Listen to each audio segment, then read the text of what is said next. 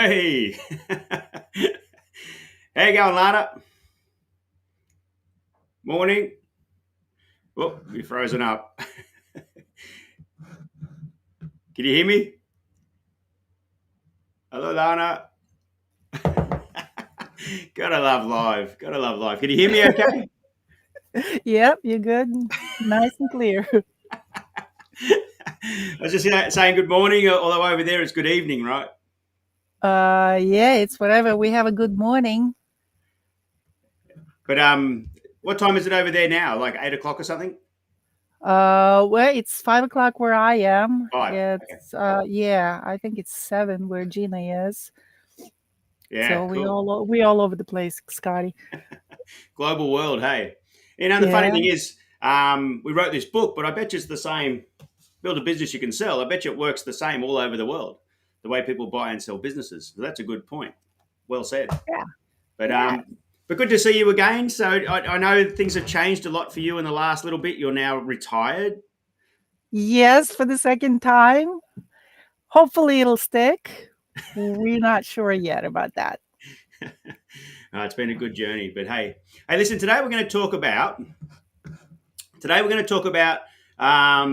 the book itself and a chapter out of the book about how does evaluation on your business work. Okay, we've got a special guest with us today, which is Jena Bailey, and Gina wrote the. I'm not sure what that paragraph is called on the back, but she she did a preview for us. She read the book in advance and she gave us a review, which was really good to hear the review. And she's going to come along today and talk to us more about the whole EBIT situation, how to value the business, right? Yes. So, do you want to Yes. introduce Gina? She's in the back room, and then I'll Uh, let her in. Yes, absolutely. Gina, actually, we were going to talk a little bit about valuation, but why don't we bring Gina in so she's part of this conversation? Gina is a pocket CFO. Gina is a wonderful, wonderful person, and that's on top of being a great CFO. She has a business called, and she's writing a book, I believe, Back Pocket CFO. Um, and it's the name is actually very fitting because Gina is always there when you need her, and she's just absolutely awesome. I've had the privilege of working with Gina in some business ventures, and I wouldn't do it with anyone else. So welcome, Gina. Well, thank you so much. It's awfully sweet of you to say those things. Hey, Scotty, thanks so much for having me. And yes, I do. I love the book. I was happy to write a review. I think there's a lot of really valuable information in here. And, um, when it comes to valuing a business, it's just a great resource actually for anything related to selling your business or just making it more profitable. It's a terrific resource. It lives on my desk. Thank you, thank you. I got 5 So copies there too. See, look. Yeah, it's good. yeah, so why don't we start talking about valuation itself? And actually, I would like to start by telling a little story, true story, and that happened just few years ago after I retired the first time and moved out west. Uh, the story goes there was an older gentleman in the area who was trying to unload his portfolio. He was just getting tired. So I got the word about it and called them and asked them, well, what would you like for your land? There were quite a few acres there. He gave me a price, and it worked out to be about $4,000 an acre. For the US people, I guess it translates to hectare. So I never questioned his price. I wrote him a check. We shook hands and both went home happy. About 9 months later, 9 or 10 months later, I haven't done anything to the land. A friend of a neighbor called me and said, "Hey, would you like to sell this land? I really like it. I want to buy it." And he offered me just over $12,000 an acre for the land. So I said yes. He wrote me a check. We shook hands, and we both went home happy. And so the question then is, how much is that land worth? Is it less than 4,000, more than 12? Is it somewhere in between?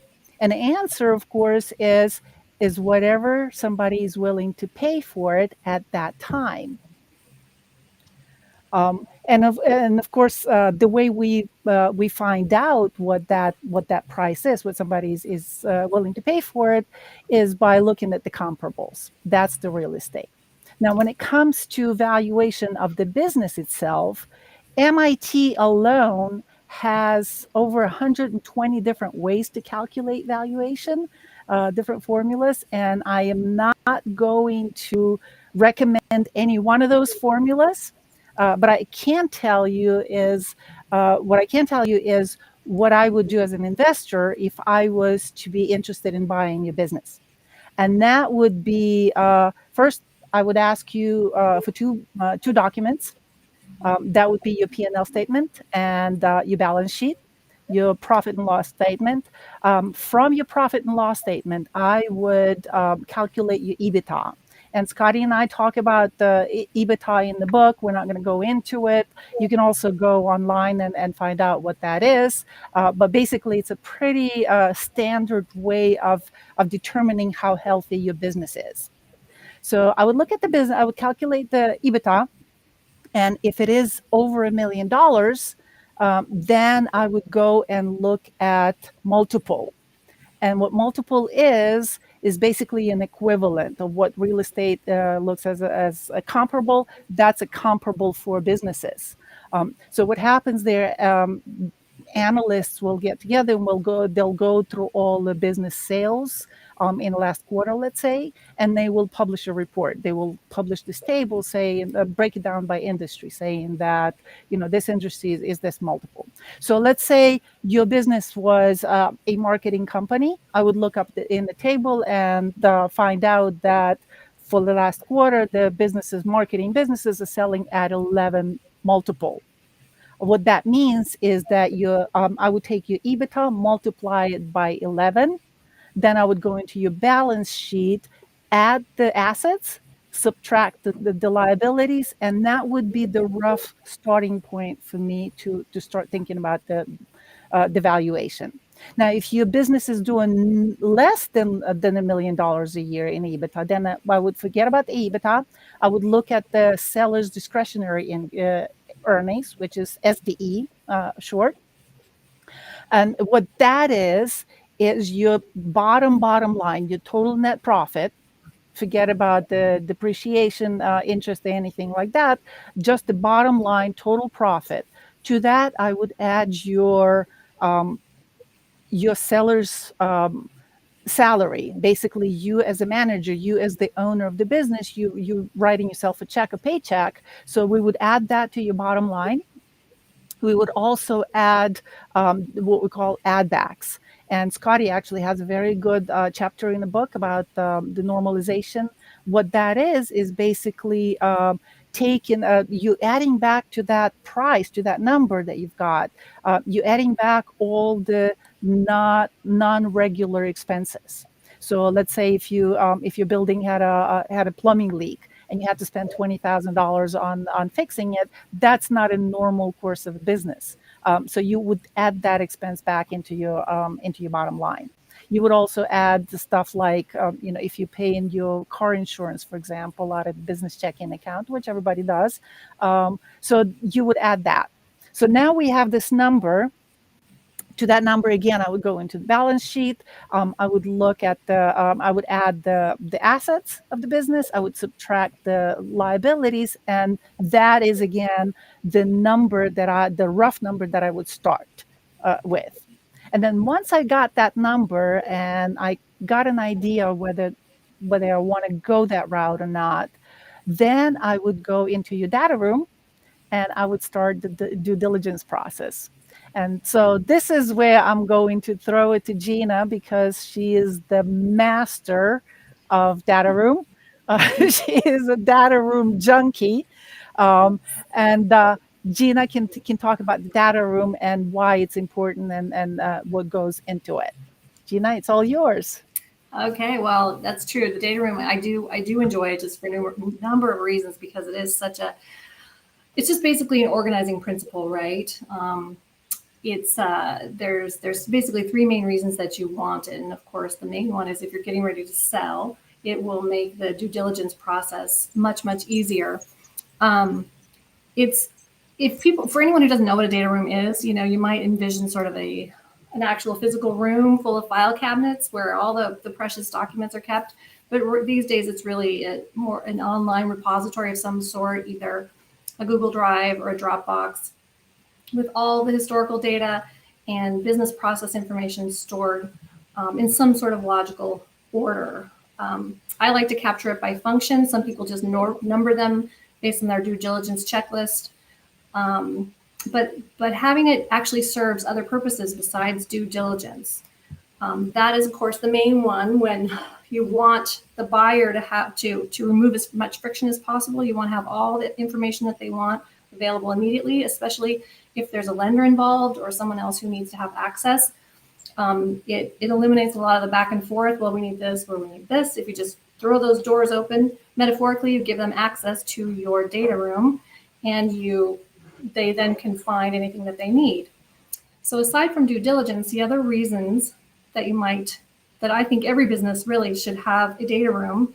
And when I make an acquisition, that's the first thing I do is if they don't have one, start putting it together, because it's really a good way to do the due diligence as you start filling in those gaps. But just so organization, you want to know that everything you need is in one place. And it's actually really helpful if you're making any kind of a change, if you're looking for a loan, or you hire a new team member, or you have an assistant or something, you have one place to send them where they can find what they need. It's just an efficient way to organize all of your business information. And then the third reason to have a data room is really a little more intangible. It's about perception. So for the most part, data rooms are most common among bigger firms, where you have a whole deal team and you have massive acquisition happening. They spend a lot of money and time putting together a data room. And small and medium-sized businesses don't need to spend a lot of time and money. It's really an organizational principle. But by having one as a small business, you give the impression that not only do you have your act together, but that you really have your ducks in a row. And that there's an assumption that if you're really this organized, your business probably runs as precisely and as cleanly as well. So that can't hurt you in any way. So going back to the 3 points, I'm always a big fan, just so you know, it's funny, we called the book Build a Business You Can Sell, but I'm actually a big fan of build a business you want to keep as opposed to want to sell. But at the end of the day, if you start a business, at some point, you're going to want to exit, whether you like it or not. Could be out of your control. It could be your decision you make at the time.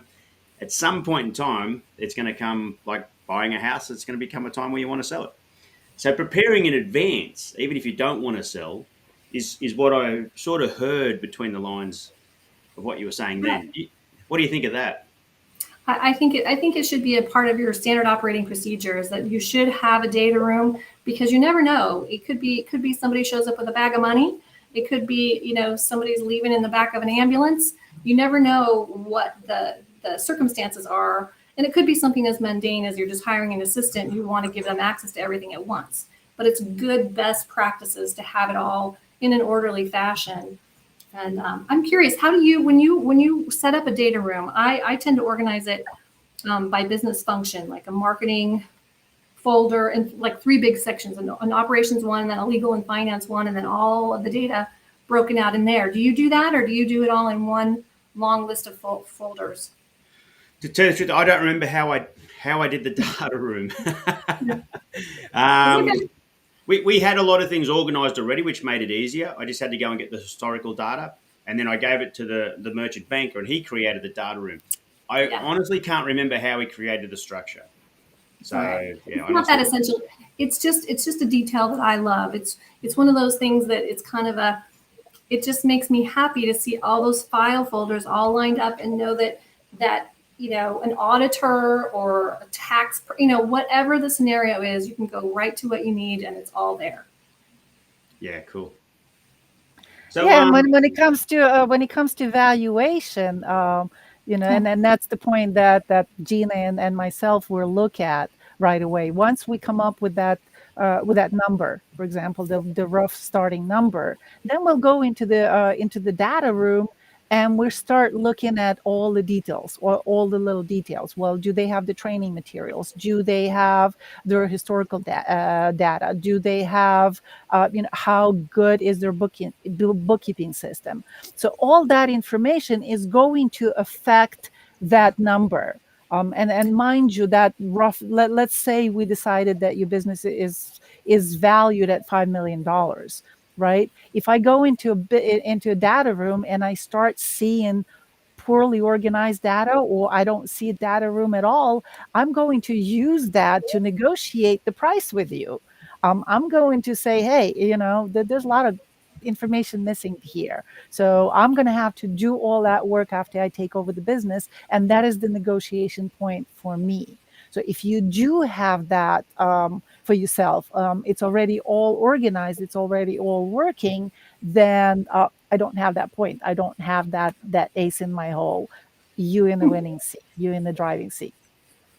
Yeah, it definitely shines a light on additional risk, right? If you look at if you get into their files and you start doing your due diligence and you have to dig for stuff, you can't necessarily see, is every contract up to date? Is everything signed and wrapped up the way that it should be, to be legally protected, to just be functioning really well? So then, as an investor myself, I start adding up risk in my head for anything that I can't put my finger on immediately. That's just an unknown, and then it starts to count against the value that I'm willing to put toward the business.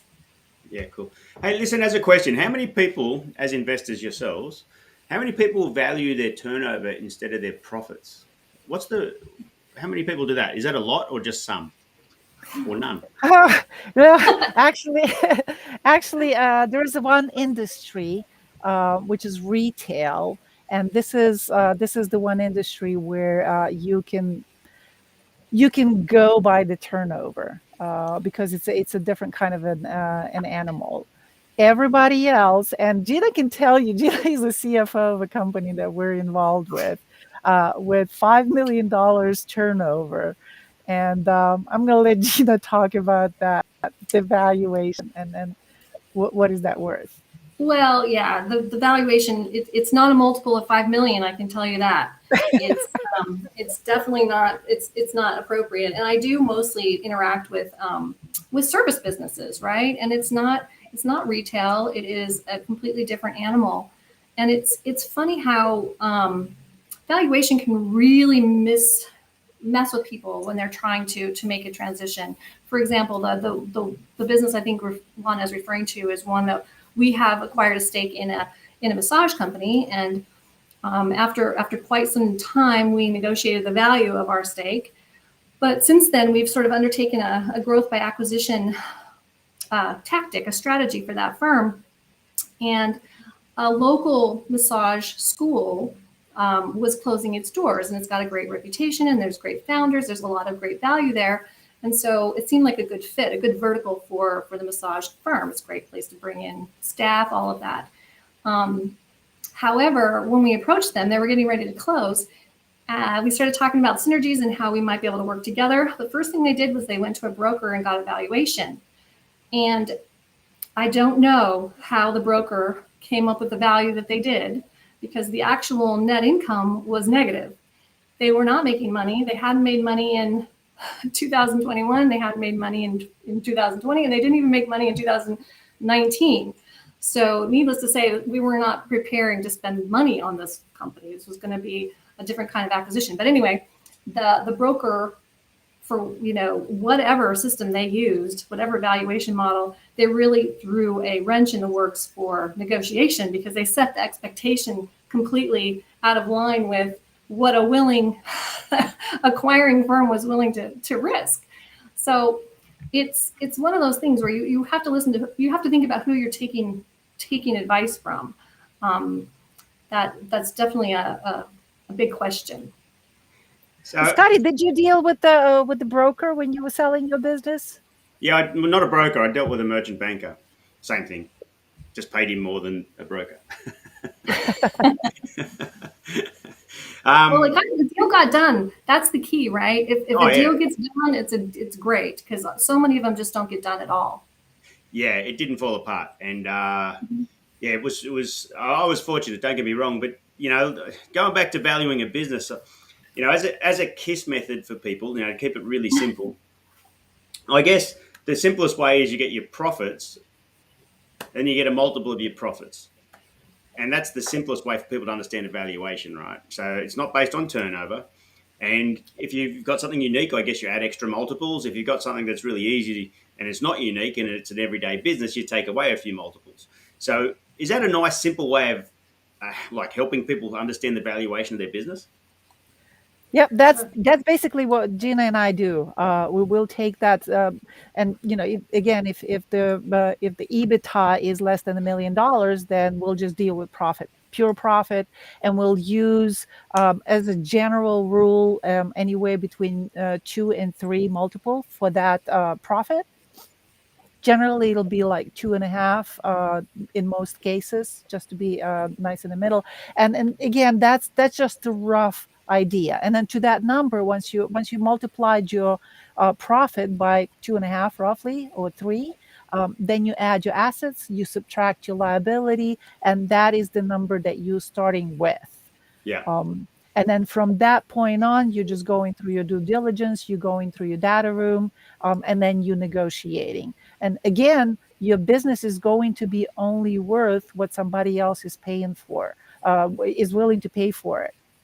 So again, this is where the data room comes in so important, because that is your ammunition to negotiate a higher price, basically. Yeah, yeah, absolutely. And if it is in logical order and it is like Gina said earlier, it just makes it easier for someone to overcome all the objections because everything's laid out as it's supposed to be. And this is what we wrote about in the book. Is even if you're not ready to sell yet, if you get your data room in place now, it means your actual business is more organized today. So help you make more money today as opposed to just when you sell. And which is the catchphrase of the book, right? Make the most money now and when you sell. Because the data room helps Exactly. you be organized, right? It helps you have those processes and systems in place for the business to run better today anyway. And then if you go to sell next year because of, something unforeseen, or all of a sudden you decide you want to go traveling instead, or, well, it's organized. Yeah, yeah. Well, and Scotty, you are the master of the systems. Hence the name of System 1357, which is absolutely wonderful. I've just I can't say enough about it. And then Scotty is just you have the system for the systems, basically. And then I have a feeling that, and I don't know the dealings of your sales, but I have a feeling that the reason you were able to sell your business, the reason there was so interest in buying, because you have everything systemized Yeah, there. there was I was very lucky. I said to the merchant banker when it was finished, I said, I could have done a heap of things differently. And he said, actually, no, what you did was really good. I went, oh, okay. So, I had no idea. I mean, I've only ever bought and sold one business, right? Built and sold one business, which was that one. So, in it, you guys deal with this stuff all day, which leads me to an interesting stat. You told me once that there was how many businesses come to you a year for you guys to invest in, and how many actually succeed and get across the line. I got a memory of that figure. It was like 1,000 people come to a year or something wanting to sell their Uh, businesses. right. So that's when I was at MBH, we had approximately 1,000 applications a year. Um, so that's more than 3 a day. That's roughly 3 a day. Yeah. But we actually, I've retired now, but when I was there for 13 months, and we acquired 14 businesses. So we roughly did one a month. So Yeah. figure 12, 14 businesses a month out of 1,000. So 99 point whatever percent are not businesses that you could actually, or you wanted to actually finish off an acquisition of, or a merger of. And I was talking to someone the other day, and they were saying that when they sold their business, they were talking to the business broker, and they said they only sell a third of businesses anyway. So the businesses they list, they only get to sell a third of. And that's your mum and dad type businesses, whereas you guys were investors. It's just a different layer. And so the reality is most businesses don't get to sell. Most businesses don't get to that point. And there's some good reasons for that. I think a lot of businesses aren't sellable. They're just jobs, and that's fine. If you identify that and you make the most money now, well, that's great. You can identify that it's not really an asset to sell. You might be able to sell something out of it, but mostly it's a business to make money out of today. But we're talking about more when we're with the book is more about the businesses that potentially can sell. You know, they've got a large amount of staff, they've got a large amount of business products they sell, and there's a big opportunity for someone to grab that business. So I'd like to keep things nice and simple. So, so going back to the data room, Jena, what's the 3 tips you've got around the data room? Well, just it's pretty straightforward. The data room is the 3 things you need to remember about the data room is if you're getting ready to sell, it'll help due diligence. Due diligence is the top reason to have it. Like you said, most businesses don't sell. Like 7 out of 10 don't sell. So the ones that do are organized, and due diligence will help. So due diligence. Second one is just organization, so that you can run your business better right now, give access to your staff, and handle things that come up like audits and bankers and things like that. And the third thing is perception. To anyone from the outside who sees that you have a data room will get the idea that you have all your ducks in a row and that your business runs like clockwork. Yeah. Well, no one would want to buy a bad business, right? They all want to buy a good business. No, that's what happens, right? You go, Lana and I have visited many businesses where you talk to them, they're great, they seem to, everything's great, and then you go and you look at their files, and they're like pulling things out of shoe boxes, and it's just it's hard to believe that they can actually pay bills and that they keep a roof over their head, because they seem to just sort of have everything just in a pile. So putting things in order is part of running a business, if it's actually a business. It could be seen as an opportunity, though. Imagine what they could do if they got organized. But Absolutely. When it comes down to valuing a business, it's like, well, hang on a minute, I'm going to spend the next year, disrupting the business, putting systems in place. In other words, it was probably run out of their personality more than it was run out of systems, because it was them rather than the business. We have a question from Sten. Which, I'd like to answer, if I may. He's asking, what do you think is the key reasons why 2/3 of listed businesses do not sell?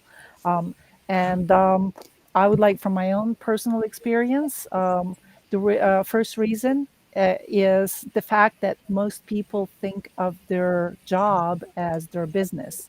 I think we've addressed that in our last webinar, Scotty. But a lot of people will go out there and they will get a job for themselves. They don't have a boss. They're all their own boss. But if they're doing that work themselves, if they're involved in that business, they don't have a business. They have a job. They have a business license to do that job, but they don't own a business. They own their own job. And the second reason, and I think the most important reason why people don't sell their businesses, is because they do get misled by people, whether it's a broker or anybody else that they, mostly it's a broker. And I don't have anything against business brokers. I've known some good ones, but a lot of them, in my own experience, would tell a person that they would overinflate the price, basically. And what I got to find out is that the business broker charges you, at least in the US, charges you money to list your business. So you got to pay, I don't know how many thousands of dollars to just have your business listed on their website. So if you have 3 business brokers, they want your money, they will overinflate. So if one of them tells you that your business is worth $1 million, the second one tells you 1.5, and the third one tells you I can get you $2 million, of course you're going to go with the one that tells you $2 million, right? And then after you've paid the money and they put it up on the website, if the business sells, it's just gravy for them. It's not their main stream of income. So this is why I think it's so important for people to be educated and for people to know what to expect. even if they do enlist a broker to work with them, they need to be educated. They need to set their expectations and have that data room so they know they have an idea what they should expect.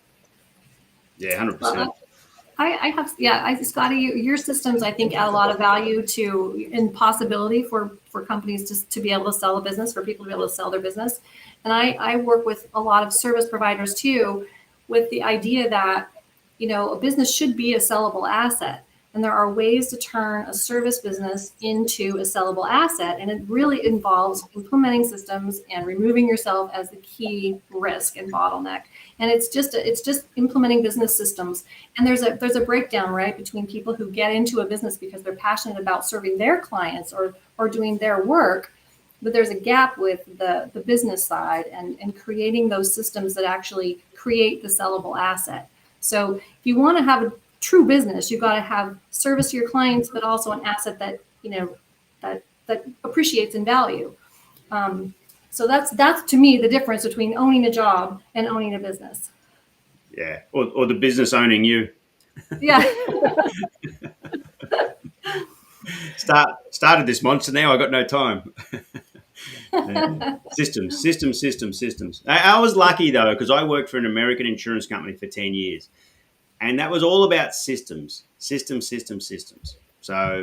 I learned that. So I was lucky I did my apprenticeship with an American insurance company that taught me how to build people, how to build product, how to do sales. And then when I started my own company, I just had to create my own systems around that company and then work the systems. Pretty simple stuff. Sounds simple anyway, right?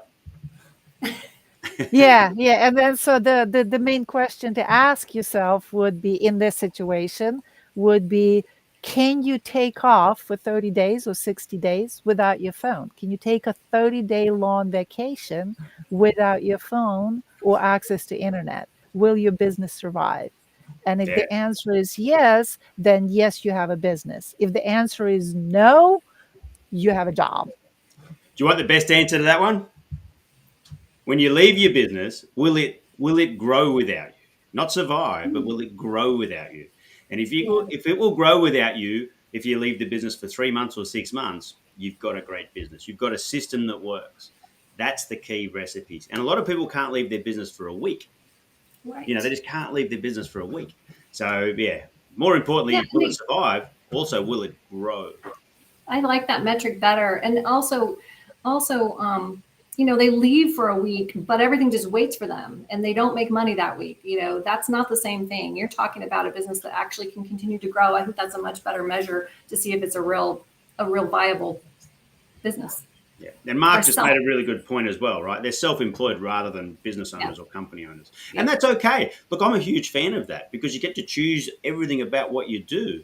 But when it comes to selling it, you really haven't got a lot to sell, maybe a few assets. So, and if you recognize that early, well, then you can work around that and work towards that, knowing that's what it is. So it's not that it's a bad thing. It's just recognizing that. So that way you go, okay, well, I need to make the most money now because that's what's really important. I won't have much other than a truck and some tools to sell because it's really self-employed. And that's fine. Nothing wrong with that. I mean, I've got lots of friends that are just like that. And it's recognizing it and going, okay, well, let's not get disappointed here. Let's make sure that we do the right things now for later. Yeah. And you can still sell your job. You can own your job. Yeah. You could be self-employed and you can sell it. You just have a lot narrower bandwidth there. Because if you are, for example, if you are a massage therapist and you're self-employed, then you can sell your practice, you can sell that business license to another massage therapist who wants to take over that job. And there's nothing wrong with that, absolutely. But you're not selling a business, you're selling the self-employment, you're selling the job. Yeah. It's not valuable to an investor because I can't buy a person who has a massage practice, right? Unless I want to do massage. So as an investor, you kind of are leaving out investors if you're trying to sell a business like that type of business. Yeah. Hey, going back to the 3 points, we'll start to wrap up. So just as a summary again, Jena, what were the 3 points again, just in summary? Just the bullet points are the reasons to have a data room are preparation for due diligence, general organization for your company, and then the perception that you've got your act together. Yeah, perception. Yes, negotiation power.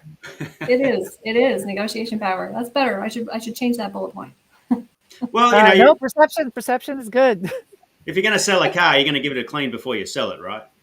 You know it. And yeah, but if you keep polishing it before you need to sell it, it'll be in better condition when you go to sell it. And it's exactly the same thing with the business preparation, and preparing it for sale, even if it's not going to be selling today, whether it sells at all, it's still good for your business. It's how you make the most money now, not just when you sell. Yes. So, and that's why systems are so important. Systems. Yes. Yeah. Yes. All documented in the data room. Yeah, absolutely. So any other final comments you want to make, Lana? No, just thank everybody for showing up. Thank you, Jena, so much. Your input is always so valuable. And Scotty, you're the legend. Love doing these things with you. And thanks so much for what you wrote on the back. It's my pleasure. We Lana and I were meeting every Friday for like a year, just chugging away bit by bit. We got this book done. And then when someone finally read it and said, hey, it's actually a good book, I went, oh, wow. Yeah. It was like someone thought it was all right. I mean, it took a long time. It's way harder than it looks to write a book. And you're doing your book right now. But, it's way harder than it looks to put it down on paper and try to make some sense out of your thoughts. So, and to have someone read it and give us a bit of, positive feedback was really good. And it was genuine too, which is excellent. We didn't pay you to do it or. No. There was no other. It was great.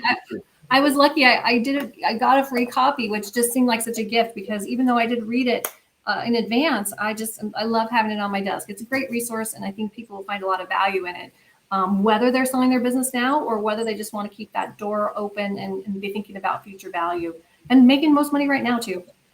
Yeah, and it's like $25 off Amazon. So, and that's US dollars. So for any Australian friends out there, it is US dollars.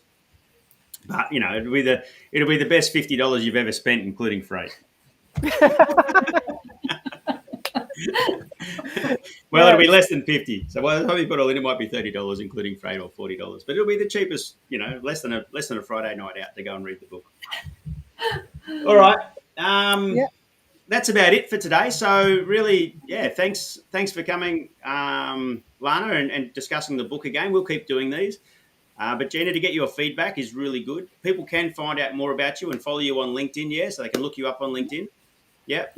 And as your book comes out, we might get you back on as another guest to talk about the book because it fits in as well. So, happy to collaborate and leverage off each other's knowledge and share it with the audience. That's what it's all about, right? Absolutely. It's a pleasure. So, all right, we might end the live stream. Thanks, everyone, for coming. Good to see you all here, and we'll see you all on the next one. Thank you. Bye.